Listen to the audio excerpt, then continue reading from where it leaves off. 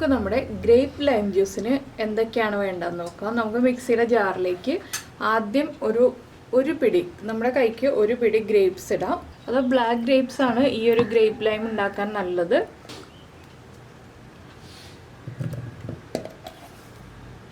ഒരു പിടി രണ്ടെണ്ണത്തിൻ്റെ ഓർമ്മ.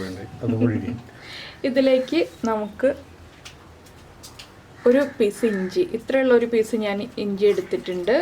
നമുക്ക് ഇഞ്ചിയുടെ ടേസ്റ്റിനനുസരിച്ച് ഇഞ്ചി ചേർക്കാം. ഇഞ്ചി ചേർത്താലേ പെർഫെക്റ്റ് ആവുള്ളൂ. അതുപോലെ തന്നെ കുറച്ച് മിൻറ്റ് ലീവ്സും ചേർക്കാം. പിന്നെ നമ്മളിതിലേക്ക് ചേർക്കാൻ പോകുന്നത് ഒരു നാരങ്ങയുടെ പകുതിയാണ്. അത് കുരുവില്ലാതെ നമുക്ക് പിഴിഞ്ഞ് ചേർക്കാം. നമ്മളിപ്പോൾ കൂടുതൽ അളവ് ഉണ്ടാക്കുന്നുണ്ടെങ്കിൽ ചെറുനാരങ്ങ ഒരെണ്ണം തന്നെ ചേർക്കാം കേട്ടോ. ഞാനിപ്പോൾ 2 ഗ്ലാസ്സാണ് റെഡിയാക്കുന്നത്, അതുകൊണ്ടാണ് ഒരു ഹാഫ് ലെമൺ എടുത്തിട്ടുള്ളത്. ഇനി ഇതിലേക്ക് നമുക്ക് പഞ്ചസാര ചേർക്കാം.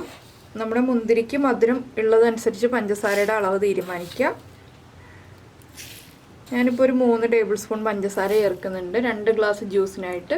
അപ്പോൾ ഒരു 1/4 കപ്പ് വെള്ളം ചേർത്ത് നമുക്ക് ആദ്യം ഒന്ന് അടിച്ചെടുക്കാം. അതിനുശേഷം കൂടുതൽ വെള്ളം ചേർത്തെടുക്കാം. ഇതിലേക്ക് ഞാനിപ്പോൾ ഒരു 2 ഐസ് ക്യൂബും കൂടി ചേർക്കുന്നുണ്ട് കേട്ടോ. എന്താണെന്ന് വെച്ചാൽ കുറച്ച് തണുപ്പുള്ളതാണ് ഈ ഒരു ലൈം ജ്യൂസിൻ്റെ ടേസ്റ്റ്. അതുകൊണ്ട് ഐസ് ക്യൂബും കൂടി ചേർത്താണ് അടിച്ചെടുക്കാൻ പോകുന്നത്.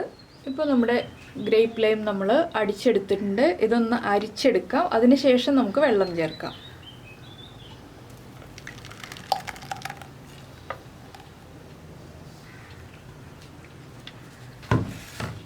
അപ്പോൾ നമ്മൾ ഈ മിക്സിയുടെ ജാറിലേക്ക് തന്നെ വെള്ളം ഒഴിച്ചിട്ടുണ്ട്. അത് നമുക്ക് ഈ അരിപ്പയിലേക്ക് ഒഴിച്ചിട്ട് ഒരു സ്പൂൺ ഉപയോഗിച്ച് നന്നായിട്ട് ഇളക്കി കൊടുക്കാം.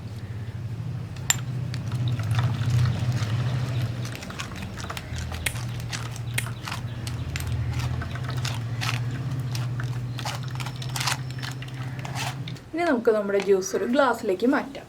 അപ്പോൾ നമ്മൾ നമ്മുടെ ജ്യൂസ് ഗ്ലാസ്സിലേക്ക് മാറ്റാണ്.